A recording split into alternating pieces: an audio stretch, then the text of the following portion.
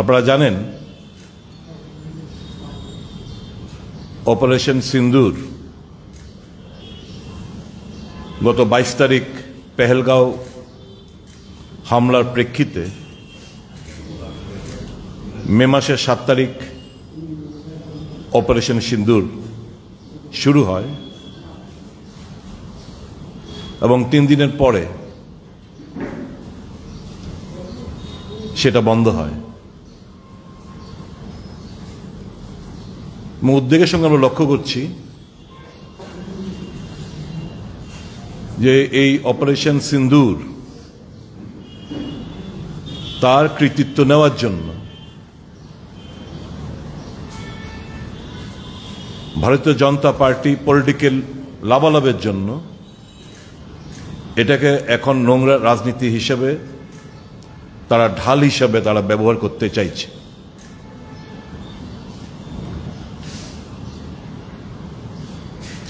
বহু বছর বাদে এই প্রথম সারা দেশের মানুষ, প্রত্যেকটি রাজনৈতিক দল একটা জায়গায় এসে পাকিস্তান কর্তৃক যে টেররিস্ট অ্যাটাক ভারতবর্ষের আত্মার উপর বারবার আঘাত করছে, তার বিরুদ্ধে একটা সমুচিত জবাব তারা চাইছিলেন।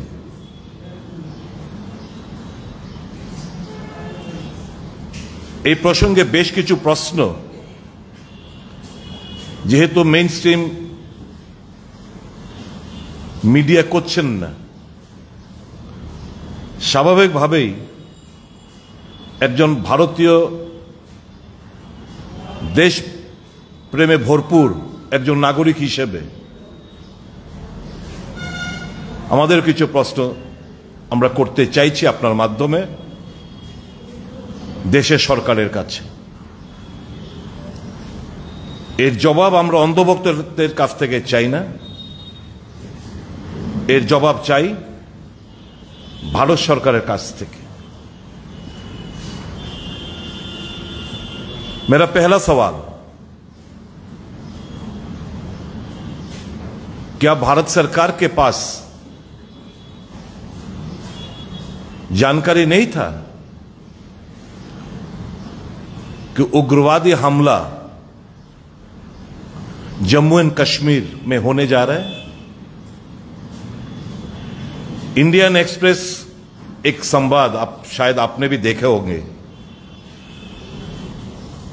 जिसका जिक्र